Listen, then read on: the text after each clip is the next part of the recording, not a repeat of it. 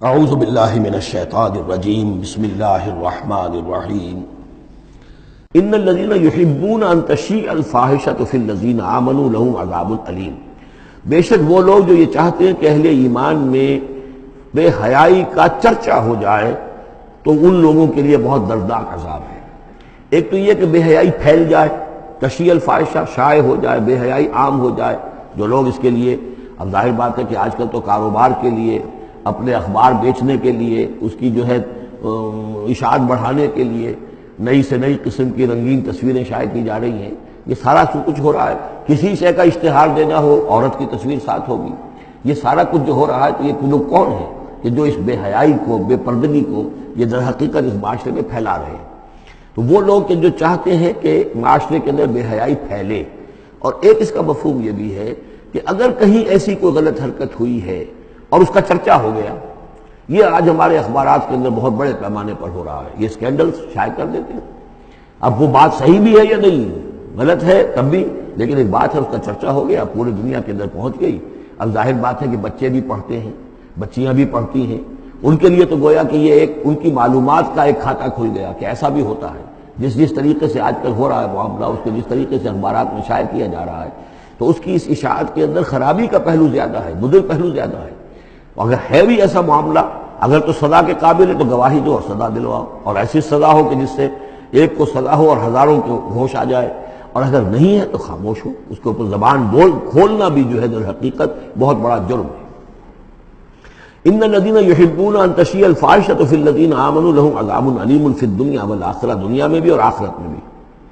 واللہ یعلم وانتم لا تعلمون، اللہ جانتا ہے اور تم نہیں جانتے۔ ولولا فضل اللہ علیکم ورحمتہ، اور اگر اللہ کا فضل نہ ہوتا تم پر اور اس کی رحمت نہ ہوتی تو یہ تو طوفان ایسا اٹھا تھا کہ اس کے بڑے دور تک نتائج نکل سکتے تھے، یہ محذوف ہے۔ وان اللہ رؤوف الرحیم، تو اللہ بہت رؤوف ہے اور رحیم ہے۔ یا ایھا الذین آمنوا لا تتبعوا خطوات الشیطان، اہل ایمان شیطان کے نقش قدم کی پیروی نہ کرو۔ ومن یتبع خطوات الشیطان، جو کوئی بھی شیطان کے نقوش پا کی پیروی کرے گا، فإنہ یأمر بالفحشاء والمنکر، تو شیطان تو اسے حکم دے گا، وہ تو حکم دیتا ہے بے حیائی کا اور منکر کا، بری بات کا۔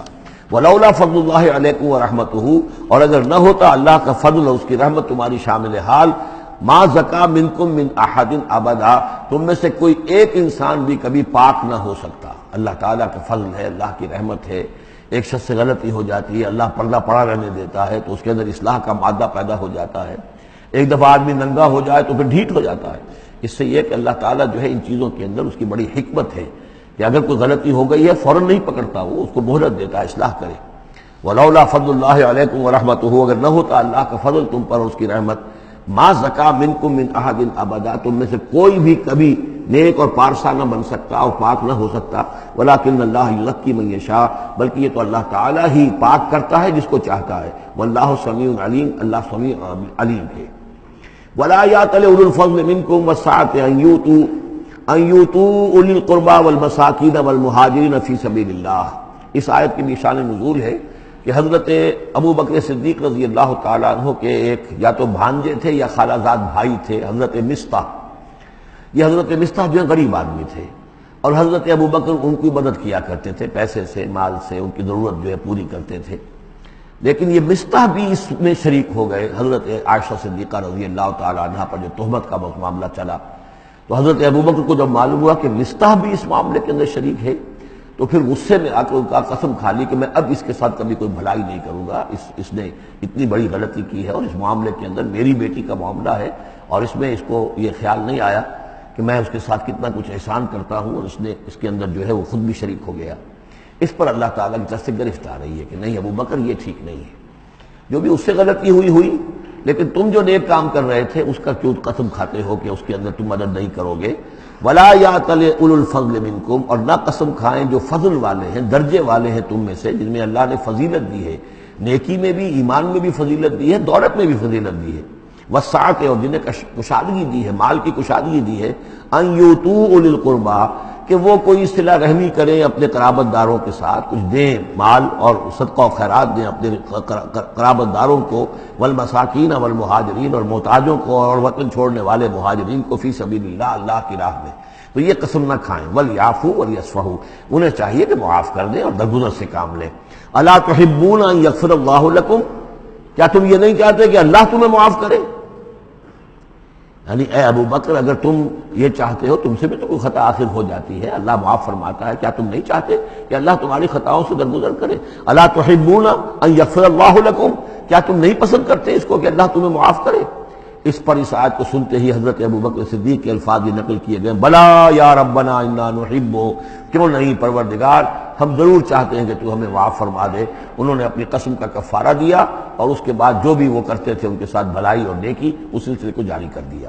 واللہ غفور رحیم، اور اللہ تعالی غفور ہے اور رحیم ہے.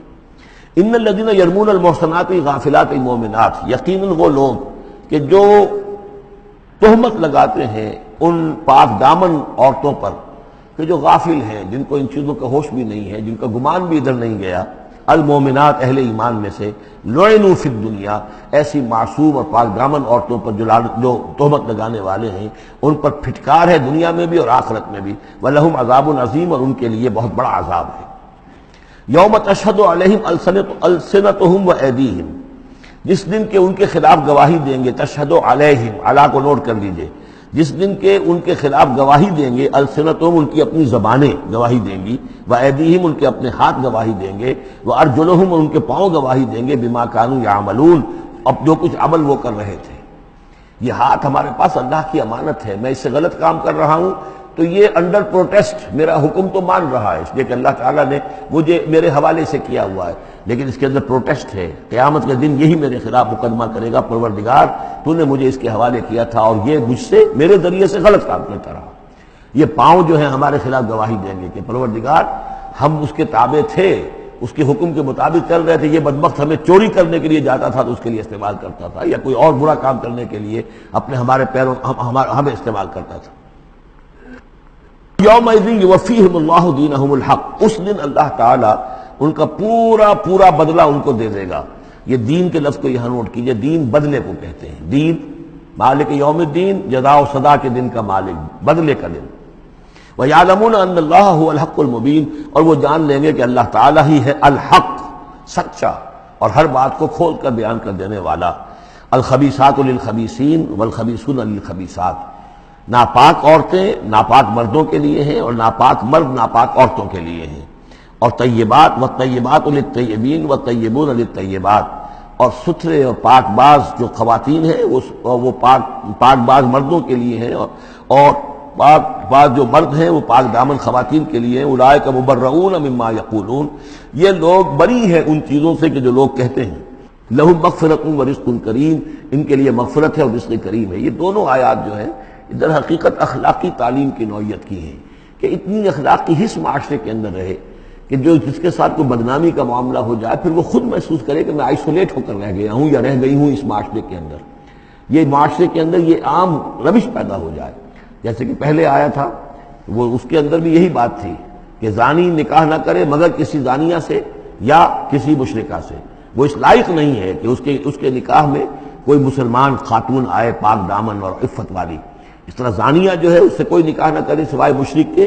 یہ قانونی چیزیں نہیں ہیں جیسا کہ میں نے عرض کیا، یہ اخلاقی، تاکہ ایک نفرت پیدا ہو زنا سے، بدکاری سے.